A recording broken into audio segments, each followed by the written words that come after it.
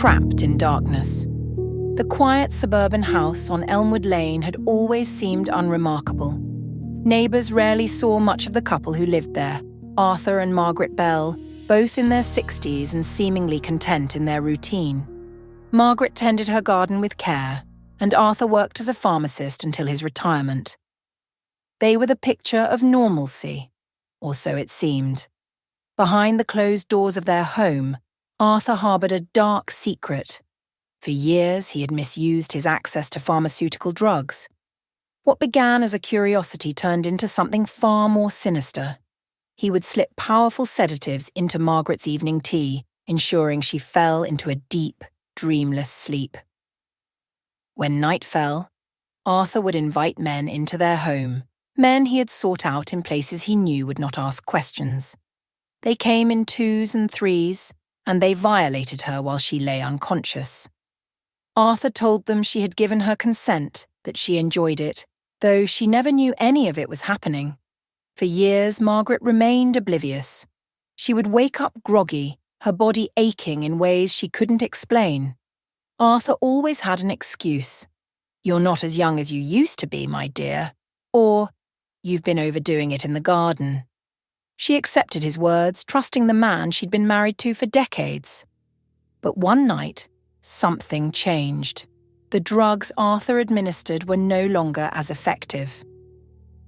Margaret stirred during one of these horrifying intrusions. Her blurred vision made out unfamiliar figures in the dim light of their bedroom.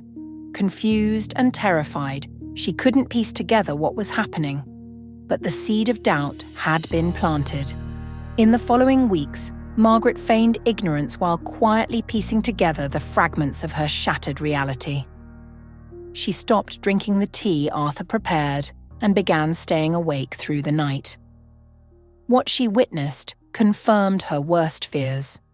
Arthur, her husband, her partner, her supposed protector, had betrayed her in the most unimaginable way. Margaret's initial reaction was paralysis. Who would believe her?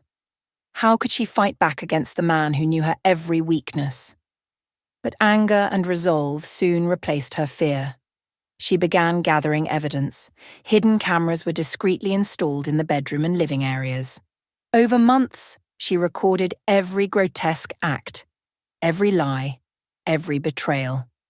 Margaret also kept a meticulous journal, documenting her findings. She traced the identities of the men Arthur had invited, noting their faces, license plates, and conversations. When she had enough evidence, she took everything to the police. The investigation that followed was swift and thorough. The recordings Margaret provided were damning, leaving little room for doubt.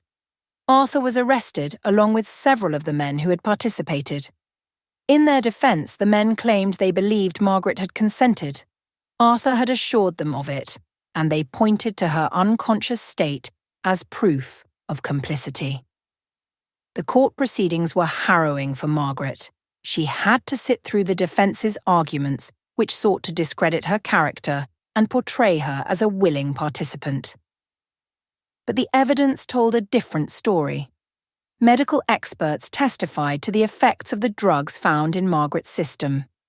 The recordings showed the men's actions, Margaret's unconscious state, and Arthur's manipulative orchestration of the events. The verdict was clear. Arthur was convicted of multiple counts of sexual assault, administering a substance to commit a crime, and conspiracy. The men who had participated were also found guilty, despite their claims of ignorance. The court determined that consent, in such circumstances, could not have been given. In the aftermath, Margaret found herself grappling with a complex mix of emotions. There was relief that justice had been served, but also a deep, unshakable grief for the years stolen from her.